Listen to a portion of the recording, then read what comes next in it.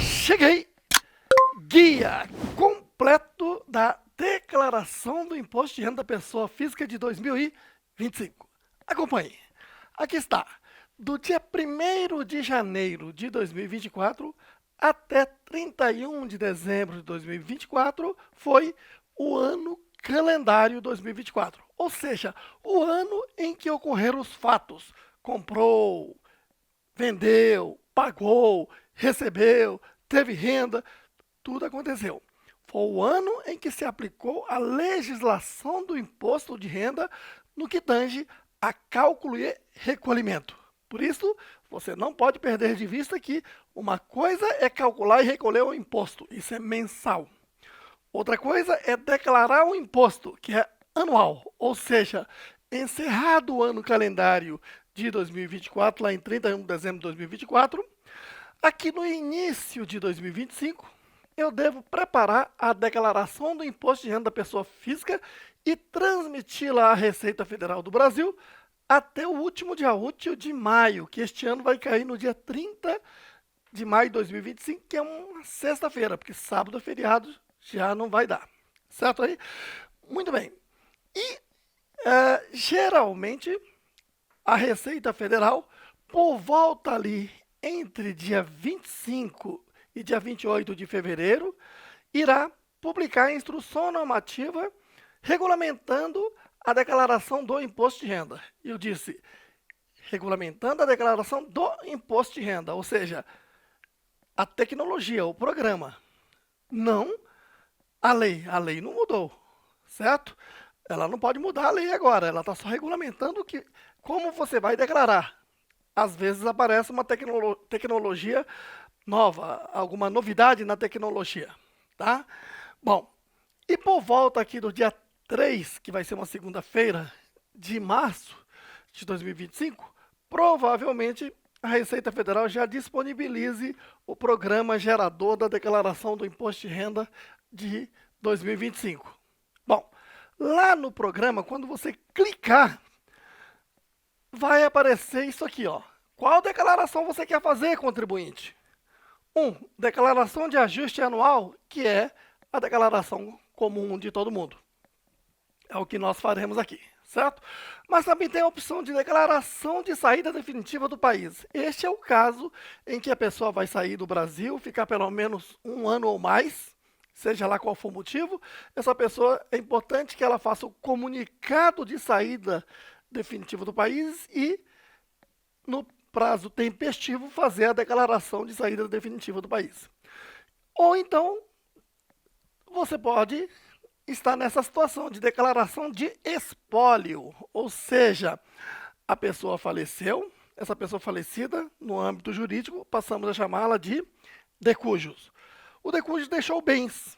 Se deixou bens, o seu representante, que geralmente é o inventariante, deve fazer a declaração de espólio inicial, intermediário e final. Este aqui é o final, porque o inicial e intermediário se faz na declaração de ajuste anual mesmo, certinho? Enfim, a nossa declaração aqui é a declaração que a grande maioria vai fazer, que é a declaração de ajuste anual. Por que ajuste anual?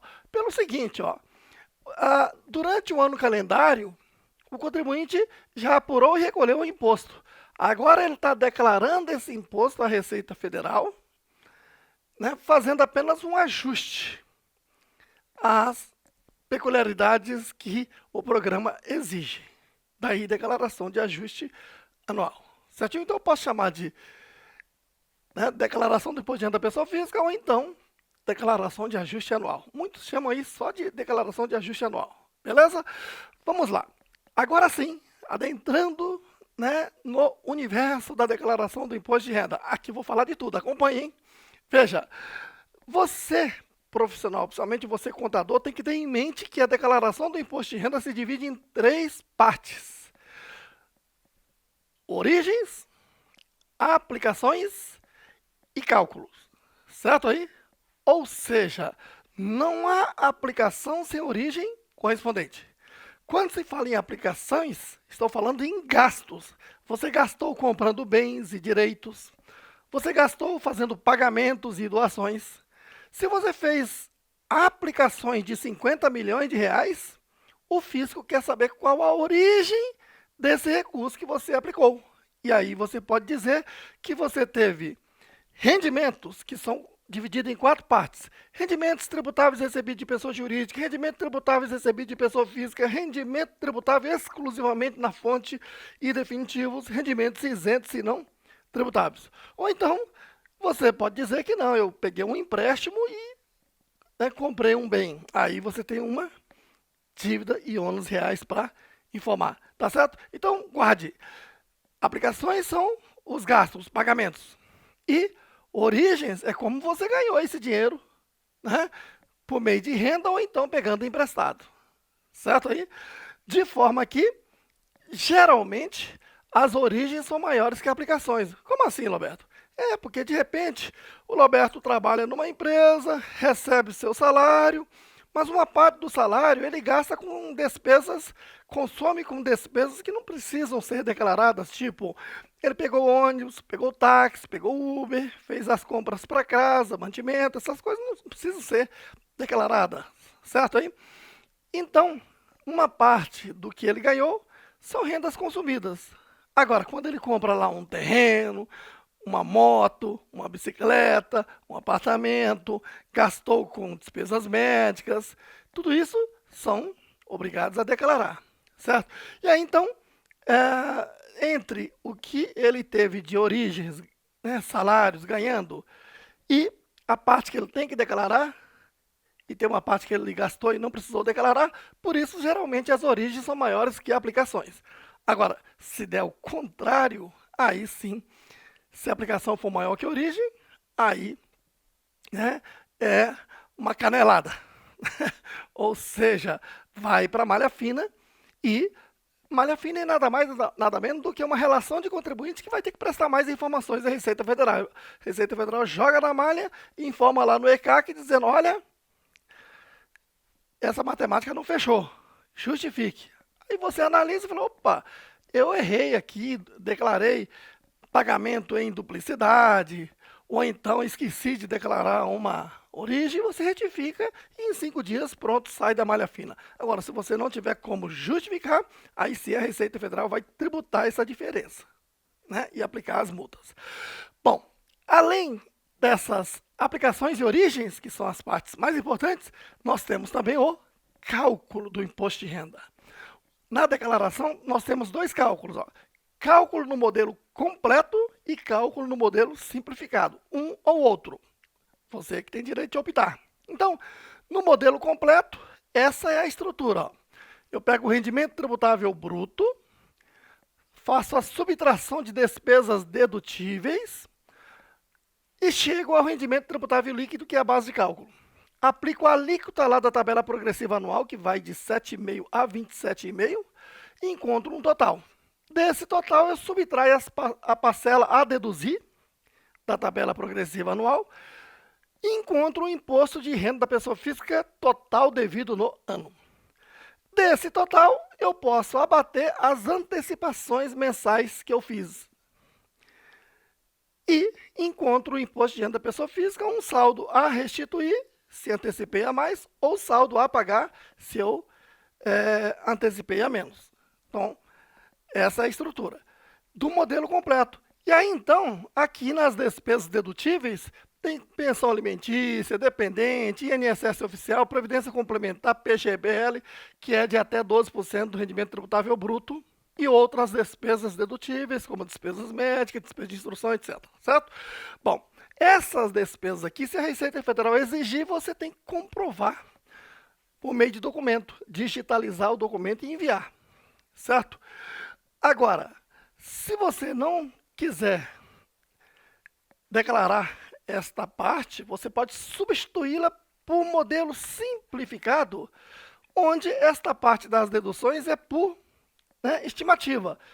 Basta considerar 20% como deduções. Você deduz aqui 20% no lugar dessas despesas dedutíveis. Assim, Vamos supor que o rendimento tributável bruto deu 100 mil, certo aí? 20% seria deduzir 20 mil aqui e encontrar a base de cálculo de 80 mil. Posso abater esses 20 mil? Até poderia, se não existisse aqui o limite máximo. Então, limitado a 16.754,34. Por isso, nesse caso, se o rendimento tributável bruto é 100 mil, eu vou poder substituir essas despesas por meio de um desconto padrão de 16.754,34. Essa diferença é que vai ser a base de cálculo para calcular o imposto de renda.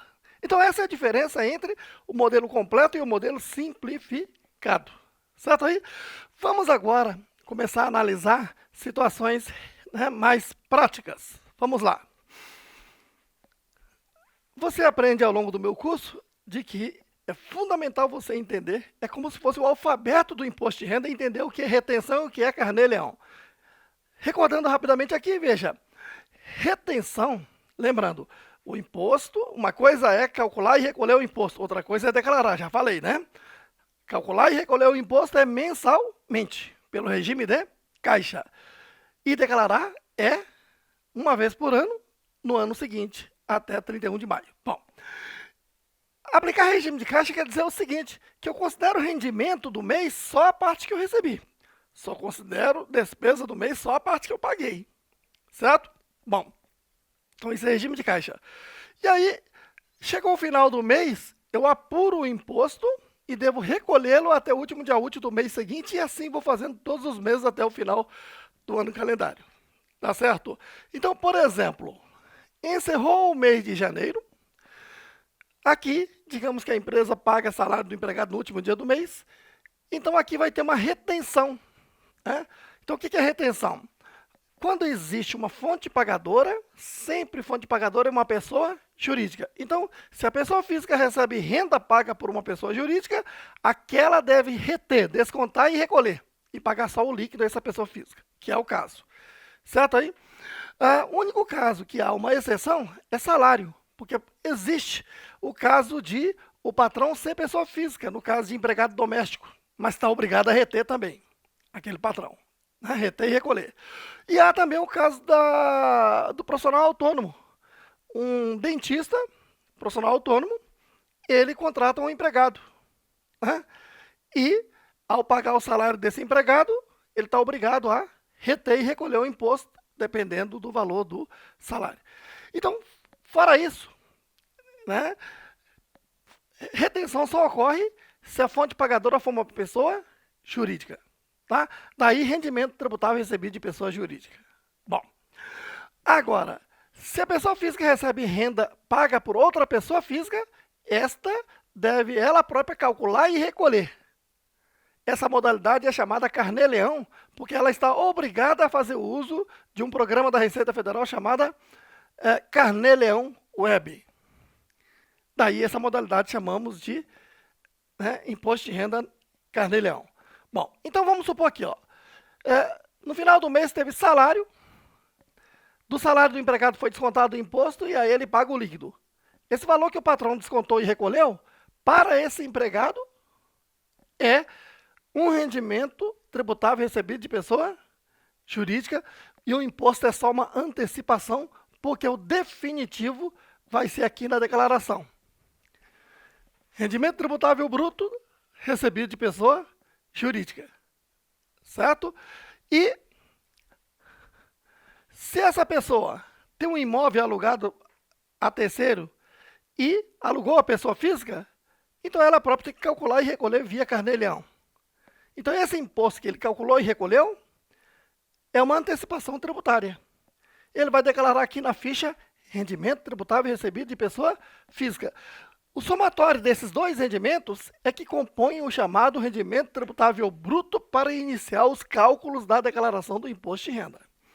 Então, recebido de pessoa física. Entendido aí? Muito bem. Então, veja aqui, ao longo do curso você entende quais são os rendimentos tributáveis recebidos de pessoa jurídica, que tem uma relação, e quais são os rendimentos tributáveis recebidos de pessoa física, que há uma outra relação. Esses itens são chamados antecipações por retenção e antecipação por carnê-leão, o que foi pago durante o ano. Por isso que esse valor antecipado pode ser abatido do imposto devido no ano, para se chegar ao saldo a restituir, o saldo a pagar. Certo aí? Muito bem. Então perceba que o cálculo do imposto de renda, modelo completo e modelo simplificado, se prende somente aos rendimentos tributáveis recebidos de pessoa física, pessoa jurídica e rendimento tributável recebido de pessoa física. Certo? E dele é que eu posso deduzir despesa com pensão alimentícia judicial, dependentes, INSS oficial, previdência complementar, PGBL. E observe um detalhe importante. Essas quatro primeiras despesas dedutíveis são as mesmas que foram deduzidas para calcular o imposto de renda da pessoa física e retenção e o imposto de renda carnê-leão. Repito, aquelas quatro despesas são as mesmas que foram utilizadas aqui. Então, durante o ano, nas retenções e carnê-leão, só pode abater essas 4 despesas. Certo aí? E na declaração, há outras despesas dedutíveis, como despesa médica, despesa com instrução. Essas despesas aí só podem ser abatidas na declaração, jamais mensalmente na retenção e carnê-leão. Entendido?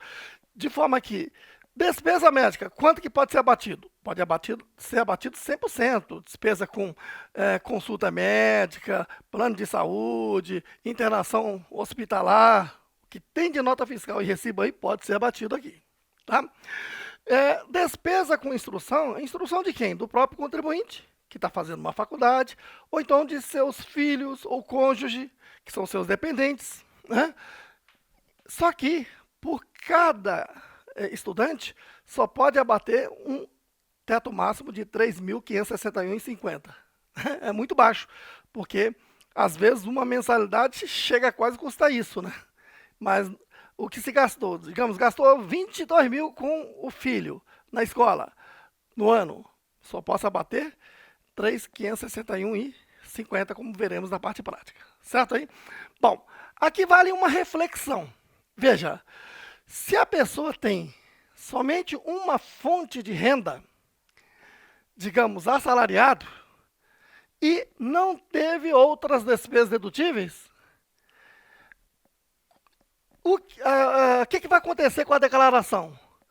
Eu vou estar abatendo aqui, ó, despesa de pensão alimentícia. Vamos supor que a pessoa trabalhou de janeiro a dezembro. Qual é o valor que vem para cá? É a despesa de pensão alimentícia, né, de janeiro, fevereiro, março até dezembro, somando os 12 meses que vem para cá. Da mesma forma que gastou com dependente, INSS, previdência complementar. De tal forma que eu vou encontrar aqui uma base de cálculo, aplicar uma alíquota, encontrar um total, subtrair parcela, deduzir e encontrar o imposto de renda devido aqui total. E quando eu subtraio as antecipações, o saldo aqui vai dar zero. Por quê? Porque as despesas dedutíveis anual foram as mesmas subtraídas mensalmente. De tal forma que se essa pessoa que tem uma fonte de renda tiver outras despesas dedutíveis, como despesas médicas, plano de saúde, etc., vai acabar que, nessa matemática, ele vai ter um imposto de renda, um saldo a restituir, porque acabou antecipando a mais, uma vez que teve mais despesa a deduzir, que só pode ser deduzida aqui na declaração. Entendido aí? Bom, agora sim, continuando com as informações, acompanhe. Aqui na ficha rendimento tributável exclusivamente na fonte, eu devo declarar o quê? Aqui eu vou declarar aqueles rendimentos que teve retenção na fonte e é definitivo, como rendimento de aplicação financeira. Se eu apliquei num CDB num banco, eu pego aquele rendimento, digamos, 10 mil, e teve desconto de 2 mil de imposto, 8 mil eu vou declarar aqui em rendimento tributável exclusivamente na fonte. Veja que essa parte não vai para o cálculo nem do modelo completo, nem do simplificado. Guarde bem na cabeça que para o cálculo do modelo simplificado e completo, só vai o rendimento tributável recebido de pessoa jurídica e recebido de pessoa física. Tá? Esses rendimentos que têm tributação definitiva, o banco reteve, recolheu, acabou, morreu ali. Aí eu declaro aqui só o líquido como sendo uma origem dos recursos que eu estou aplicando. Muita gente pensa que é a mesma coisa, mas não é. A ficha é a mesma, rendimento tributável exclusivamente na fonte. Houve retenção e é definitivo. Mas existe também um rendimento tributável definitivo. Este aqui seria, por exemplo, o caso do ganho de capital. Por exemplo, o Roberto vendeu uma casa e jogou no programa GCAP, e o GCAP fez os cálculos e diz: você tem um imposto a pagar desse ganho de capital. E te dá um DARF, né? Deu um DARF para o Roberto pagar e o Roberto pagou. Quando chegou essa época da declaração, o Roberto importou as informações de GCAP para dentro da declaração e ele preenche essa parte aqui. E apresenta lá. Roberto tinha comprado o imóvel por 100 mil, vendeu por 300 mil, teve ganho de capital de 200 mil, incidiu 15% de imposto de renda sobre esses 200 mil, 30 mil. Então, o rendimento líquido de 170 mil vai aparecer aqui como rendimento tributável em definitivo. Certo aí? Você viu que eu falei que eu importo o GCAP para cá, não é isso? Da mesma forma, esse Carnê-Leão, né, é um aplicativo que está na nuvem também. Eu preencho todos os meses, recolho o imposto e quando chega a época da declaração, não tenho nenhum trabalho, eu simplesmente importo para dentro desta ficha rendimento tributável recebido da pessoa física, ele preenche automaticamente. E quem puxa a declaração pré-preenchida já vem com esse valor tudo preenchido. Certo aí? Bom, continuando aqui, ó. Rendimentos isentos e não tributáveis. Então, o Roberto aplicou e teve rendimento de caderneta de poupança. Esse valor é líquido, é isento. Eu vou declarar na ficha rendimento isento e não tributável para servir de origem da aplicação de recurso. Certo? Muito bem. Dívidas e ônus reais. Aqui eu vou declarar o valor que eu peguei emprestado de alguém. Eu vou esclarecer melhor já com os exemplos, mas eu quero que você acompanhe aqui o seguinte raciocínio. Nessas fichas aqui, ó, acompanhe. É muito comum na declaração do imposto de renda falar-se em uma fonte de renda, duas fontes de renda, três fontes de renda. Então acompanhe o raciocínio. Considera-se fonte de renda aquele rendimento que compõe o chamado rendimento tributável bruto. Portanto, é o das duas primeiras fichas, rendimento tributável recebido de pessoa jurídica e rendimento tributável recebido de pessoa física. Vamos ver se você está entendendo. Acompanhe. O Roberto estudou pra caramba e passou no concurso para auditor da Receita Federal. E ganha bem. O auditor da Receita Federal ganha bem. Tá bom. Ele é um assalariado, concorda? Do salário dele vem descontado o imposto retido na fonte. E esse rendimento vai ser declarado aqui na ficha rendimento tributável recebido de pessoa jurídica e vai para o cálculo no modelo completo ou simplificado. Entendido? Então isso aqui é o quê? Uma fonte de renda, concorda? Porque ele compõe rendimento tributável bruto. Tá bom. Aí depois de algum tempo de trabalho, o Roberto juntou dinheiro e aplicou junto ao banco e aplicou junto ao mercado financeiro, bolsa de valores, etc. No caso do banco, o banco descontou e recolheu o imposto sobre CDB, RDB, etc. Aquilo eu declaro aqui na ficha rendimento tributável exclusivamente na fonte o valor líquido. Isto não é computado como fonte de renda, mesmo que o Roberto aplique e resgate todos os meses. Aquilo que o Roberto aplicou junto à Bolsa de Valores, o próprio Roberto teve que calcular e recolher o imposto. Só que em definitivo, aquele valor aparece aqui também, ficha rendimento tributável exclusivamente, tributável definitivo. Uma tributação definitiva. Isso não é fonte de renda. Não vai para o cálculo, né, do rendimento tributável bruto. Certo aí?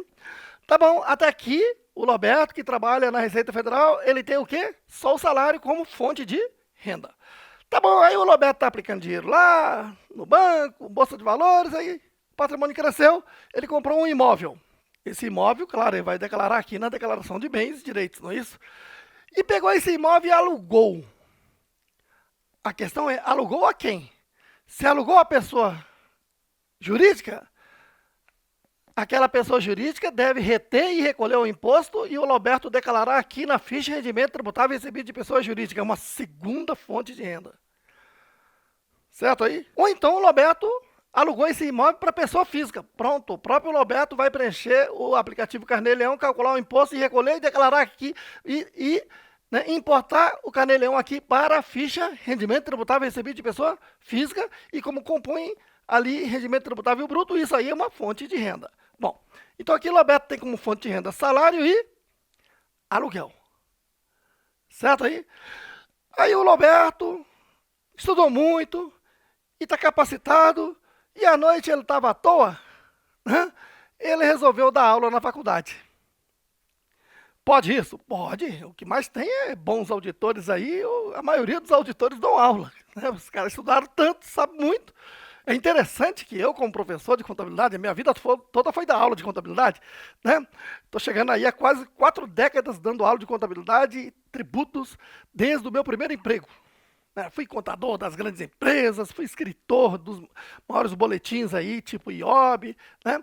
E, então, veja que me deparo de situações onde eu preparei tantos auditores que estão lá trabalhando, passaram pela minha sala de aula. E aí, esses caras, interessante, a prova exige alto nível de conhecimento de contabilidade. E aí, candidato tipo engenheiro, médico, dentista, economista, esses caras têm um neurônio alongado de tanto estudar na faculdade. Aí vai fazer o cursinho, esses caras aprendem contabilidade em 1 ano, no máximo 2 anos. E nesse nível que nenhuma faculdade forma.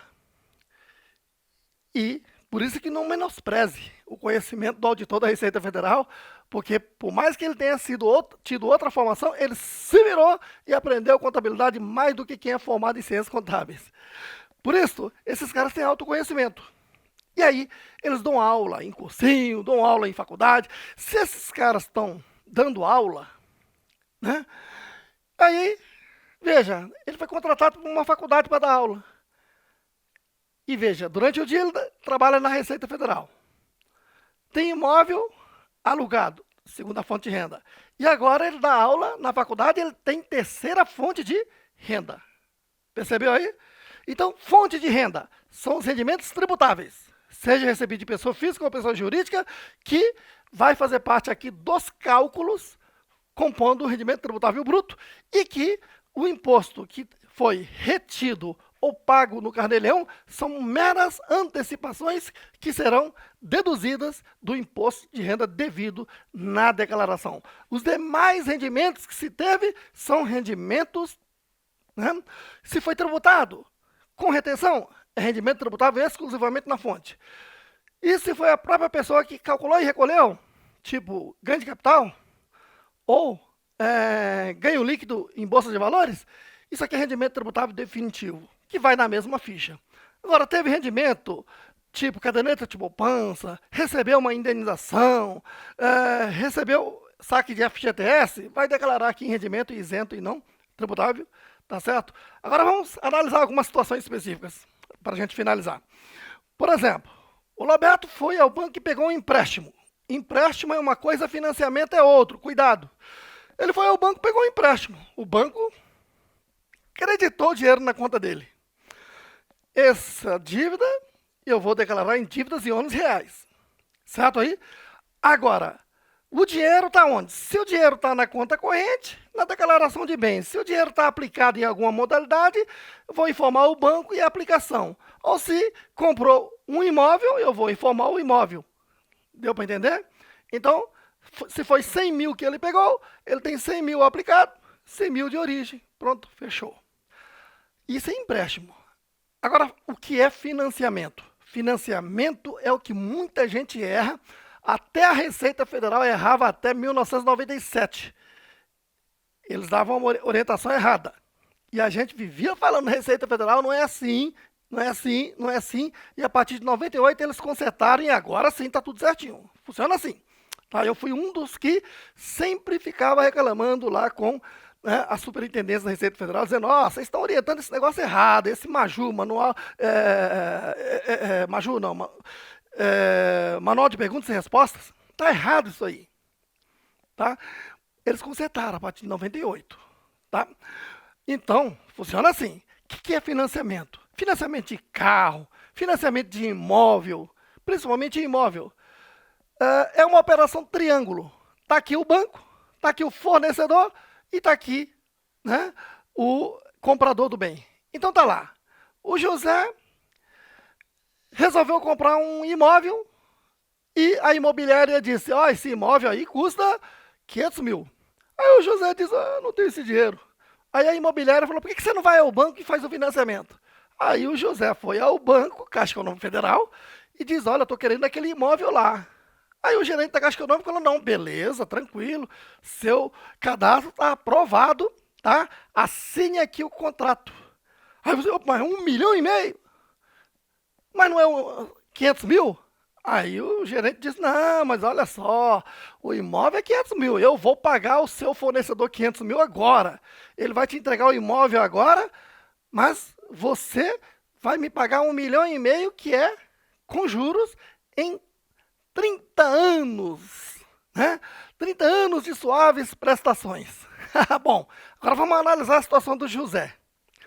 Muita gente, erroneamente, manda declarar o bem de 1,5 milhão aqui e, né, o financiamento bancário de 1,5 milhão aqui em dívidas em anos reais. Isso está reprovado, nota 0. O certo qual é? O certo é sempre entender desde o preceito que o Roberto ensina desde o primeiro momento. O Roberto sempre explica que imposto de renda é assim, não há aplicação sem origem correspondente. E hoje eu tenho aí centenas de meus ex-alunos que dão aula de imposto de renda e usam o mesmo método. Não há aplicação sem origem correspondente, e é certíssimo, é por aí. O que quer dizer isso? Que no primeiro ano, vamos supor, do José, ele teve que dar 20% de entrada para poder obter o financiamento. Certo aí? Então 20% de 500 mil, 100 mil. Então 100 mil ele deu de entrada. Tá? E vamos supor que ele paga 3 mil de prestação. Ele pegou esse empréstimo lá em julho. Né? De julho a dezembro são 6 meses. Então 6 vezes 3, 18. O que ele vai ter que declarar aqui na declaração de bens? Os 100 mil de ágio, mais 18 mil de prestações pagas. Isso é o que ele fez de aplicação, 118 mil. Então ele vai dizer imóvel localizado em tal lugar, todos os detalhes, descrição. Aí tem saldo anterior. Qual é o saldo anterior? 31 de dezembro de 2023, 0. Como ele comprou aqui em julho de 2024, em 31 de dezembro de 2024, qual é o saldo? 118 mil. Certo aí? E qual a origem?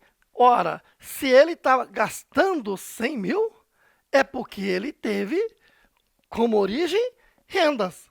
Então, ele vai declarar que teve rendimento tributável recebido de pessoa jurídica, rendimento tributável recebido de pessoa física, ou rendimento tributável exclusivamente na fonte, rendimento isento não tributável. Jamais ele vai preencher essa ficha da dívida, porque ele não está né, para a Receita Federal, ele tem que justificar o que ele aplicou. Qual a sua origem. Tá certo? Então, é dessa forma que se justifica. Qual foi a variação patrimonial que ele teve? A variação patrimonial que ele teve foi 118 mil reais. Ou então pode ser até menos, porque de repente ele já vinha declarando aqui em bens, né, dinheiro em conta corrente, dinheiro de aplicação financeira, que é comum, as pessoas vão juntando. Então vamos supor que ele tinha 100 mil de dinheiro já na conta corrente, certo? E ele gastou mais 18 mil. Então ele vai ter que justificar de renda aqui só 18 mil. Deu para entender o raciocínio? De forma que financiamento você só declara bens, porque você já declarou os demais rendimentos. Certo aí? Muito bem. Então é assim que declara um financiamento. Beleza? Aí no ano seguinte, como é que fica, Roberto? Lá no ano seguinte, ele vai declarar saldo anterior, 31 de dezembro, 118 mil do imóvel. E aí no ano seguinte, ele gastou com prestações, 12 meses, tá? E ele fez alguma reforma, alguma benfeitoria, tudo isso entra aí no custo do bem, né? Digamos que ele gastou um total de 50 mil, 118 mil mais 50 mil, em 31 de dezembro de 2025 vai dar o quê? 168 mil. E assim vai, até que ele venda esse bem um dia. Deu para entender o raciocínio? Muito bem, isto posto, eu quero que você entenda o seguinte. Quero aprender muito mais, Roberto? Olha, primeiro, você assistiu até aqui é porque gostou. Dê aí um like no vídeo. Inscreva-se aqui no canal Portal Contábeis. E agora, quanto ao custo do Roberto, eu garanto que o custo do Roberto custa menos do que 1 hora de motel. Já pensou? O professor grava um curso com mais de 40 horas, noites e noites gravando. E ele custa menos que 1 hora de motel. Por isso, acesse lá natacursos.com, Núcleo Avançado de Treinamento e Atualização Contábil Fiscal, e veja que o curso de Imposto de Renda da Pessoa Física 2025, um dos raros cursos onde o professor explica no ensino raiz, mostrando tudo aqui no quadro, a aplicação da legislação no que tange a cálculos e declaração do imposto de renda, com todas as dicas de um experiente professor contador. Beleza? Tamo juntos!